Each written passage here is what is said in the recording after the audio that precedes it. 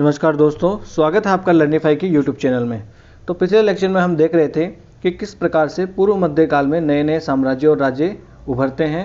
उत्तरी भारत में, दक्कन में, दक्षिणी भारत में, सब में हमने देखा। तो पिछले लेक्चर में हमने मुख्य रूप से देखा था किस प्रकार से राजपूत जो है उनके 4 वंशों की स्थापना हुई। अग्निकुंड से उसकी जो है अगर देखा जाए तो अग्निकुंड से अगर उनकी उत्पत्ति का सिद्धांत को अगर हम माने तो उसमें से हमने देखा था कि 4 जो है ब्रांचेस निकली राजपूतों की। उनमें थे एक तो चालुक्य, एक चौहान, एक परमार और एक प्रतिहार। तो 4 ये हमने देखी।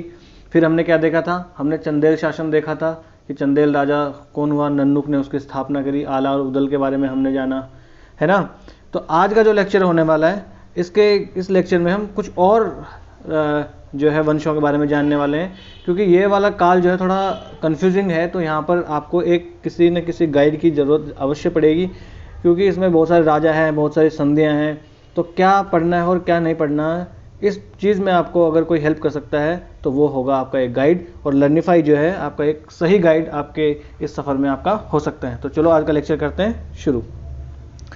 अब हम पढ़ने वाले हैं आज के लेक्चर में सबसे पहले पाल वंश। आपको पता ही है कि हमें थोड़ा थोड़ा जानना है। कोई अगर महत्वपूर्ण राजा है, कोई प्रसिद्ध राजा है, उस राजा के बारे में थोड़ा सा जान लेना है। बाकी उस राजवंश की स्थापना किसने की वो हमें जानना है। पिछले लेक्चर में हमने एक क्वेश्चन भी डिस्कस किया था कि किस प्रकार के क्वेश्चन पूछे जाते हैं। तो आज हम देख लेते हैं सबसे पहले पाल वंश। तो जो गोंड का प्रसिद्ध शासक था शशांक, हमने जब हर्ष हम पढ़ रहे थे तब हमने देखा था कि शशांक जो है उसने क्या कर दिया था, हर्ष के बहनों की वो हत्या कर देता है और बाद में उसके भाई की भी हत्या कर देता है। बाद में हर्ष जो है वो शशांक को मार देता है और अपने राज्य में मिला लेता है। किसको? गोंड प्रदेश। गोंड कहाँ हुआ करता था? जो बंगाल वाला इलाका, उड़ीसा वाला इलाका है, वो गोंड हुआ करता था। तो उसको अपने साम्राज्य में मिला लेता है। परंतु हर्ष के बाद में क्या हो जाता है, यहाँ पर अराजकता फैल जाती है उसके शासन में। इसलिए क्या होता है कि वहाँ की जनता जो है, वहाँ की जनता ने गोपाल नाम का एक व्यक्ति होता है, उसको अपना शासक वो चुन लेती है कि गोपाल जो है भाई साहब आप हमारे बन जाओ क्या शासक। ठीक है। तो गोपाल के बारे में अगर कुछ और हम इंफॉर्मेशन लें तो औदंतपुरी का जो प्रसिद्ध विहार है वो किसने बनाया था? गोपाल ने बनाया था। और गोपाल का उत्तराधिकारी कौन हुआ? धर्मपाल। ठीक है। और इसने विक्रमशिला विहार और सोमपुरी विहार की स्थापना करवाई थी। किसने? गोपाल ने। तो गोपाल ने क्या क्या करवाया? विक्रमशिला और सोमपुरी विहार की स्थापना करवाई। और पाल वंश का जो संस्थापक माना जाता है, किसे माना जाता है? गोपाल को। गोपाल ने औदंतपुरी का बनवाया और धर्मपाल ने बनवाया था विक्रमशिला और सोमपुरी का। ठीक है। फिर इस वंश के कुछ और शासक अगर हम देख लें तो उनमें जो है एक हो गया आपका देवपाल, एक हो गया महिपाल, एक हो गया न्यायपाल, एक हो गया रामपाल। पाल वंश है तो उनके नाम के आगे पाल तो लगेगा ही लगेगा। ठीक है। आपको मेन क्या याद कर लेना है, एक तो इसका संस्थापक कौन है? गोपाल, जिसने औदंतपुरी का प्रसिद्ध विहार बनवाया। फिर एक है धर्मपाल, जिसने विक्रमशिला और सोमपुरी का विहार बनवाया। ठीक है, ये आपको याद रख लेने हैं। बाकी देवपाल, महिपाल, न्यायपाल और ये रामपाल, इनमें से कोई पाल वाला आएगा तो आप पहचान ही लोगे। मेंस में यहाँ से क्वेश्चन बनते नहीं हैं। इस काल से सिर्फ प्रीलिम्स में क्वेश्चन बनते हैं। मेंस में कहाँ से क्वेश्चन बनते हैं वहाँ जब हम डिस्कस करेंगे तब हम आराम से देख लेंगे। और मुख्य तौर से अगर देखा जाए तो प्राचीन भारत से जो है वो मेंस के क्वेश्चन वो ज़्यादा बनते हैं। और वो मेंस के क्वेश्चन कहाँ से बनते हैं? वो आर्ट एंड कल्चर से रिलेटेड बनते हैं। तो जब हम आर्ट एंड कल्चर पढ़ेंगे तब हम मेंस के क्वेश्चन डिस्कस करेंगे। और यहाँ पर कुछ राजाओं के बारे में, कुछ प्रशासनिक शब्दावलियों के बारे में सवाल पूछ लेते हैं। वो हमने कुछ तो डिस्कस किए ही हैं, और कुछ जो है वो जब अपना पूरा ये एंशिएंट हिस्ट्री अपनी खत्म हो जाएगी, प्राचीन भारत खत्म हो जाएगा, तब हम जो है एक सेशन ले लेंगे जिसमें सिर्फ हम क्वेश्चन आंसर डिस्कस कर लेंगे प्रीवियस ईयर के। ठीक है, आगे चल लेते हैं। ये देख लीजिए आप यहाँ पर इनका शासन कहाँ पर हुआ करता था। पाल जो डायनेस्टी हुआ करती थी। ठीक है। फिर पाल के बाद में हम देख लेते हैं सेन वंश। तो सेन नामक एक सामंत हुआ करता था, उसने राढ़ में सेन राजवंश की स्थापना की थी।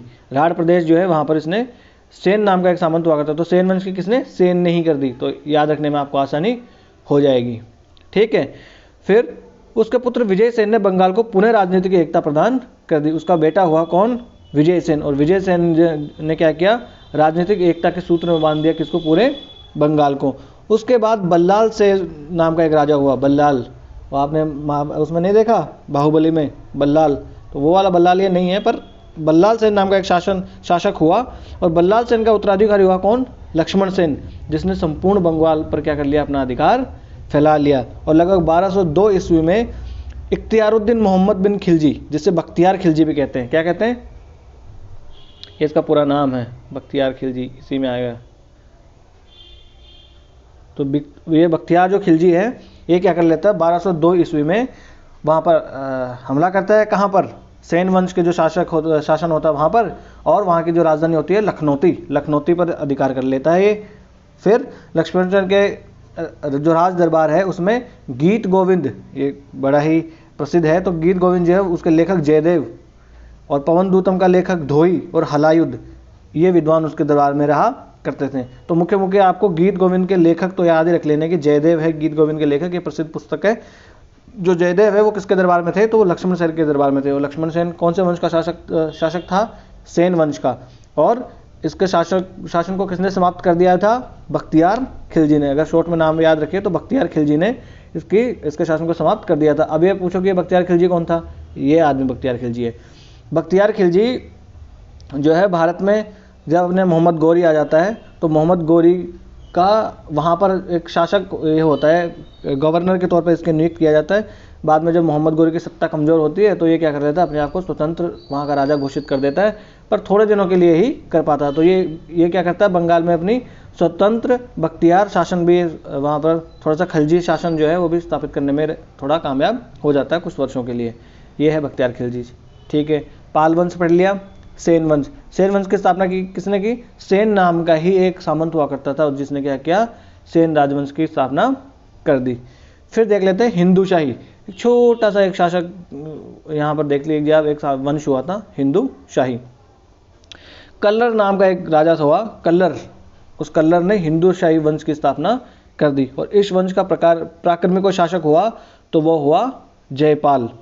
और जयपाल ने तुर्क आक्रमणकारी महमूद गजनवी से हारने के बाद 1001 ईस्वी में उसने क्या कर लिया था, आग में कूदकर आत्महत्या कर ली थी। भाई मैं हार गया हूँ, तो अपने हार की वजह से, उस आप अपमान की वजह से आप मान लो, वो क्या कर लेता है, आग में कूदकर अपनी आत्महत्या कर लेता है। कौन, जयपाल। और इस वंश की स्थापना कौन करता है, कल्लर। और इसका शासन कहाँ होता है, यहाँ देख लीजिए आप, उत्तर पश्चिम भारत में इनका शासन हुआ करता है। एक बार स्क्रीन कर लेते हैं साफ ताकि आपको ठीक से नज़र आ जाए। देखिए कश्मीर है, यहाँ पर मुल्तान है, ये गुर्जर प्रतिहार डायनेस्टी है, और यहाँ पर ही हिंदू शाही हुआ करते थे।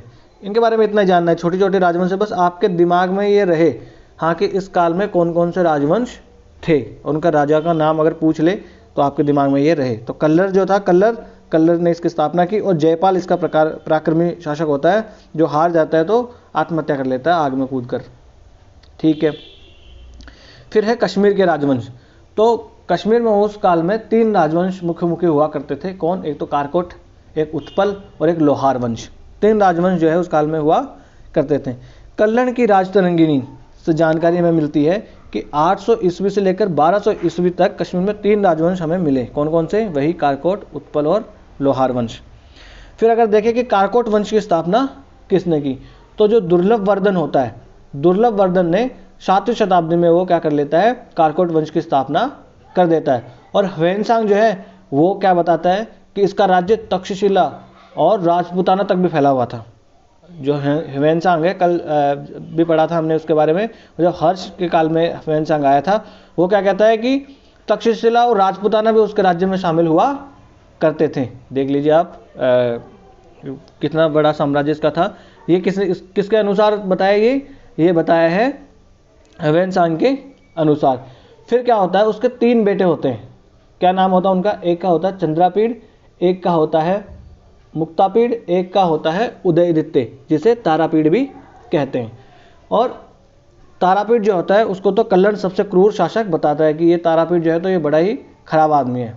ठीक है, और उनमें से अगर सबसे शक्तिशाली कोई शासक होता है तो वो कौन होता है, ललितादित्य मुक्तापीड़। और ललितादित्य मुक्तापीड़ जो है, इसके बारे में एक महत्वपूर्ण काम इसने क्या किया था, वो क्या था कि मार्तंड मंदिर बनवाया था, मार्तंड सूर्य मंदिर बनवाया था। ये कहाँ है, कश्मीर में।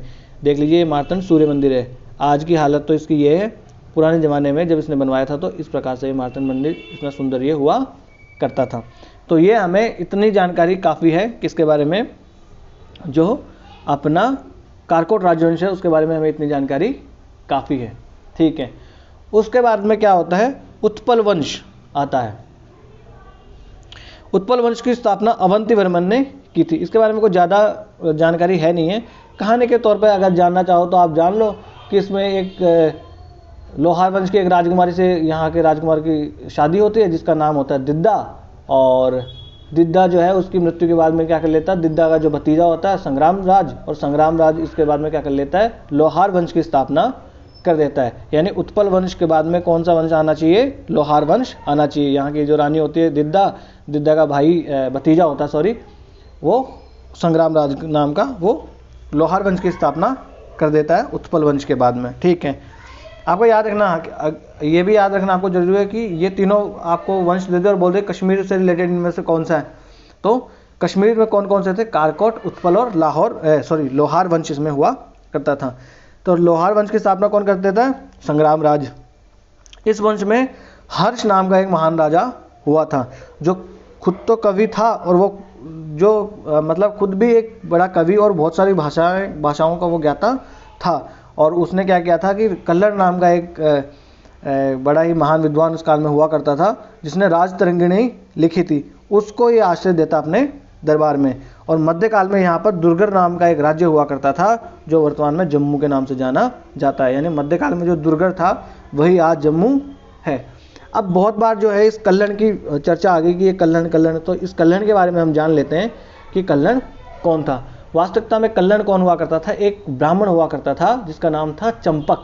और ये चंपक कौन था, जो हर्ष हमने अभी राजा देखा, इस हर्ष के प्रशासन में एक मंत्री हुआ करता था और उसका बेटा कौन था, कल्लण। और इसने लिखी राज तरंगिणी, और उस राज तरंगिणी पुस्तक में क्या है, और ये संस्कृत भाषा में लिखी हुई है राज तरंगिणी। इस पुस्तक में क्या है, कश्मीर के जो राजवंश है उनके इतिहास के बारे में इसमें बताया गया है। और राज तरंगिणी में अगर देखा जाए तो 8 तो तरंग है और लगभग 8000 श्लोक इसमें हैं। किसमें, राज तरंगिणी में।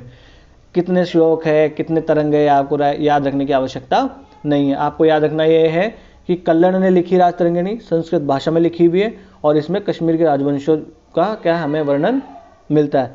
फिर अगर देखा जाए तो इस पुस्तक में हमें और क्या मिलता है, राजनीति के बारे में, सदाचार के बारे में और नैतिक शिक्षा के बारे में हमें इसमें जानकारी मिलती है। और एक अगर बात देखा जाए कल्लण की, कितना ये महान आदमी था कल्लण, इसके बारे में जाने, अगर ईमानदार बहुत था ये। कैसे कि जैसे अगर उस काल के हम और दूसरे लेखकों को देखें तो वो क्या करते थे, जैसे हरिशयन को हमने देखा था, वो समुद्रगुप्त के बारे में क्या लिखता है कि हमारे महाराज ऐसे हैं कि उनके ऊपर जो है बर्छी, भालों, तलवारों के घाव लगे हैं, फिर भी हमारे महाराज सुंदर दिखाई देते हैं, उनकी वजह से वीरतापूर्वक जो घाव लगे। इस प्रकार से जो है उनकी अपने अन्नदाता के बारे में वो खूब बखान करते हैं, यानी जो हो ना हो उनके बारे में भी वो लिख दिया करते थे कि वहाँ का राजा इनसे डरता था, वहाँ का राजा इनसे डरता था। पर कल्लण के बारे में ये इसकी एक बढ़िया बात मुझे लगी, क्या कि जो भी राजा होते थे अगर वो गलत है तो ये गलत बताता था, उसमें कुछ गुण है तो गुण भी बताता था, और कुछ बुराई है तो वो बुराई भी ये बताता था। तो कल्लण के बारे में ये आपको जानकारी होनी चाहिए। चलो आगे चल लेते हैं। फिर है हम देख लेते हैं उड़ीसा की पूर्वी गंग। देखिए गंग डायनेस्टी कर्नाटक के आसपास भी हुई थी, तो आपको याद रखने के लिए पूर्वी गंग जो है वो है उड़ीसा के पूर्वी गंग। इस वंश की स्थापना कौन कर देता है, और इस वंश का अगर स्थापना के बारे में तो आप छोड़िए, इस वंश का अगर कोई प्रतापी शासक था तो वो कौन था, अनंत वर्मा चोड़गंगदेव। ये इसका अगर इसमें पूछेगा तो यही पूछेगा, अनंत वर्मा चोड़गंगदेव जो है, या अनंत वर्मा चोड़गंग, ये कौन से डायनेस्टी से रिलेटेड था ऐसा। ठीक है, तो ये कौन सी डायनेस्टी से रिलेटेड था, ये गंग। और कौन सा गंग, पूर्वी गंग जो थे उड़ीसा के। इसके बारे में एक जानकारी या एक इसके बारे में प्रसिद्ध बात यह है कि इसने जो पुरी का जगन्नाथ मंदिर है उसका निर्माण करवाया था, किसने, अनंत वर्मा चोड़गंगदेव। जब हम आर्ट एंड कल्चर पढ़ेंगे ना तब इनके बारे में डिटेल से पढ़ेंगे। ये प्रसिद्ध जगन्नाथ मंदिर है, ये कौन सी शैली में बना है, किस प्रकार का मंदिर है। ठीक है, अभी हम इतिहास पढ़ रहे हैं तो थोड़ा इतिहास की दृष्टि से इसे सीमित रखते हैं। ठीक है, फिर कामरूप का वर्मन वंश पढ़ लेते हैं। ये कामरूप के वर्मन वंश के बारे में मैंने आपको एक बार पहले भी बताया था। कब बताया था, जब हम हर्ष का काल पढ़ रहे थे। तो हर्ष का जो मित्र होता है, कौन होता है वो, भास्कर वर्मन उसका मित्र होता है, उसका मित्र होता है भास्कर वर्मन। और वो भास्कर वर्मन कौन सी डायनेस्टी से रिलेटेड होता है, वो इसी डायनेस्टी से रिलेटेड होता है।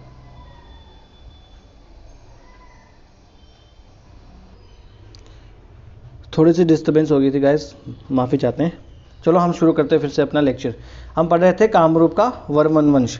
वर्मन वंश के बारे में मैंने आपको बताया था कब, जब हम हर्ष पढ़ रहे थे। तो हर्ष का मित्र कौन होता है? भास्कर वर्मन। और वो भास्कर वर्मन जो है इसी वंश से संबंधित होता है। कौन से वंश से? जो कामरूप का वर्मन वंश है उसी से ये संबंधित होता है। इस वंश का अगर कोई महत्वपूर्ण शासक देखा जाए तो एक पुष्यवर्मन, एक भूमिवर्मन और एक कौन होता है? भास्कर वर्मन। और भास्कर वर्मन तो कौन होता है? हर्ष जो होता है उसका मित्र ही होता है। ये तो हमें इसके बारे में जानकारी है ही है। ठीक है, अब अगर देखें आगे तो हम देख लेते हैं इस वंश के महत्वपूर्ण शासक हमने देख लिए। आगे देख लेते हैं गुजरात का सोलंकी वंश।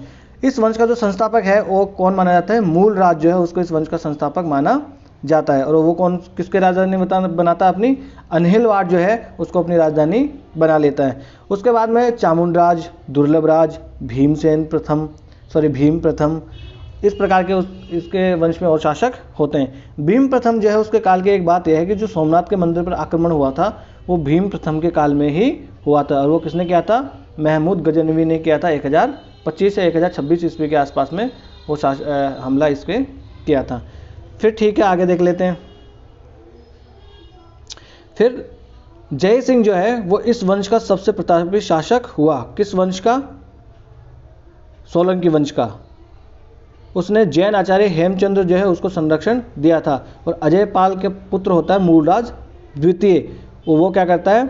आबू के पर्वत के समीप वो क्या कर देता है? मोहम्मद गोरी को परास्त कर देता है। यानी मोहम्मद गोरी को कोई परास्त करता है तो कौन करता है? वो मूलराज द्वितीय। और मूलराज द्वितीय का भाई होता है भीम द्वितीय, जो हार जाता है किससे? कुतुबुद्दीन ऐबक से। वो हार जाता है 1187 ईस्वी में। ठीक है, आगे चल लेते हैं। फिर हम देख लेते हैं राष्ट्रकूट वंश। तो राष्ट्रकूट कहाँ हुआ करते थे? थोड़े दक्षिण में हुआ करते थे। महाराष्ट्र वाला जो एरिया जो है वहाँ पर ही हुआ करते थे। मान्यखेत जो है वो इनकी राजधानी हुआ करती थी। किनकी? राष्ट्रकूटों की। राष्ट्रकूटों की राजधानी क्या हुआ करती थी? मान्यखेत जो है वो इनकी राजधानी हुआ करती थी। और दंतिदुर्ग नाम का एक शासक हुआ, उसने राष्ट्रकूट वंश की स्थापना की। ये दंतिदुर्ग आपको याद रखना है, ये क्वेश्चन पहले पूछा गया भी है, आपसे फिर से पूछा जा सकता है कहीं पे। दंतिदुर्ग जो है इस वंश का स्थापना करता हुआ करता है। कौन? राष्ट्रकूट वंश का दंतिदुर्ग। फिर इसने एलोरा में दशावतार मंदिर बनवाया था। और इसके बाद कृष्ण प्रथम नाम का राजा हुआ था। और उस कृष्ण प्रथम नाम के राजा ने क्या करवाया था? एलोरा में ही जो है एक विशाल कैलाश मंदिर बनवाया था। ये देख रहे आप, एलोरा का जो कैलाश मंदिर है ये कृष्ण प्रथम ने ये बनवाया था। और इस वंश के अगर कोई अन्य दूसरे राजा देखा जाए तो वह ध्रुव, गोविंद तृतीय, अमोघ वर्ष, कृष्ण द्वितीय, कृष्ण तृतीय, इंद्र तृतीय, इस प्रकार के राजा इस वंश में हुए हैं। और अमोघ वर्ष जो था वो स्वयं भी कन्नड़ जो है भाषा में उसने कविराज मार्ग की रचना की थी। अमोघ वर्ष जो है इस वंश का एक राजा हुआ। उस अमोघ वर्ष ने कविराज मार्ग की रचना की। कौन सी भाषा में? कन्नड़ भाषा में। आपको याद रख लेना। एक तो अमोघ वर्ष आपको याद रखना है, एक दंतिदुर्ग, ये तो आपको याद ही रखना है। और एलोरा का कैलाश मंदिर, चाहे वो दशावतार मंदिर हो, एक दशावतार मंदिर भी बनवाया एलोरा में। और एलोरा का कैलाश मंदिर कौन से शासक के राजाओं ने बनवाया? कौन से वंश के राजाओं ने बनवाया? तो वो राष्ट्रकूट राजाओं ने बनवाया था। जो एलोरा का कैलाश मंदिर आप देख रहे हैं ये एक पहाड़ को काट कर बनाया गया है। यानी एक एक ईंट जोड़ के नहीं बनाया गया है, ये पूरे पहाड़ को काट कर फिर तराशा गया मंदिर ये है। ठीक है, आगे चल लेते हैं। फिर पिछले वर्षों में कुछ महत्वपूर्ण प्रश्न जो है वो हम देख लेते हैं। जैसे ये एक प्रश्न है, इसमें क्या है? मध्यकालीन भारतीय राज्य दिए गए और एक उनका वर्तमान क्षेत्र दिया गया। यानी पहले उनको किस नाम से जाना जाता था और आज उसको किस नाम से जाना जाता है। तो चंपक, दुर्गर और कुलूत, ये 3 ऑप्शन दे रखे थे। फिर मध्य भारत, जम्मू और मालाबार। फिर इनको कनेक्ट करने के लिए बोल रखा था कि आपको सुमेलित करना था कि कौन सा सही है और कौन सा गलत है।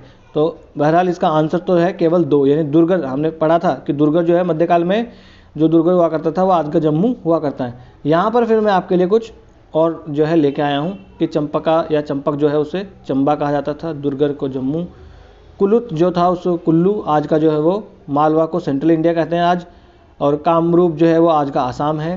त्रिगर्ता जो है वो क्या आज जालंधर आज का है, उत्कल उड़ीसा में है, और त्रिपुरा क्या आज का त्रिपुरा है। ये चीज़ें आपको थोड़ी सी एक बार देख लेनी कि फिर से अगर ऐसा कोई सवाल बन जाए तो आप उसको सॉल्व कर पाओ। ठीक है, तो आज का लेक्चर जो है हम यहीं करते हैं समाप्त। मैं आज का लेक्चर छोटा इसलिए बना रहा हूँ ताकि क्योंकि जो राजा है ना उनमें आदमी कंफ्यूज हो जाता है, तो कन्फ्यूजन से बचने के लिए छोटे छोटे हम लेक्चर बना लेंगे। 1-2 दिन में हम इसको ये राजाओं के बारे में पूरा कर लेंगे। फिर हम एंशिएंट हिस्ट्री से जो क्वेश्चन आए हैं वो देख लेंगे प्रीवियस ईयर के। उसके बाद में हम क्या करेंगे, अपने मध्यकालीन भारत जो है उसका इतिहास शुरू कर देंगे। तो ये अपना टेलीग्राम चैनल है लर्निफाई अनलॉकिंग के नाम से, और यहाँ से आप स्कैन कर सकते हैं। और कोई भी आपको पीडीएफ चाहिए तो वो आपको यहीं मिलेगी, इस लेक्चर की पीडीएफ भी आपको यहीं मिलेगी। और अगर आपको लेक्चर पसंद आया तो लाइक कीजिए, कमेंट कीजिए, सब्सक्राइब कीजिए। बड़े ही लोकतांत्रिक ढंग से हम छोटे से परिवार को आगे बढ़ाएंगे। नमस्ते, धन्यवाद।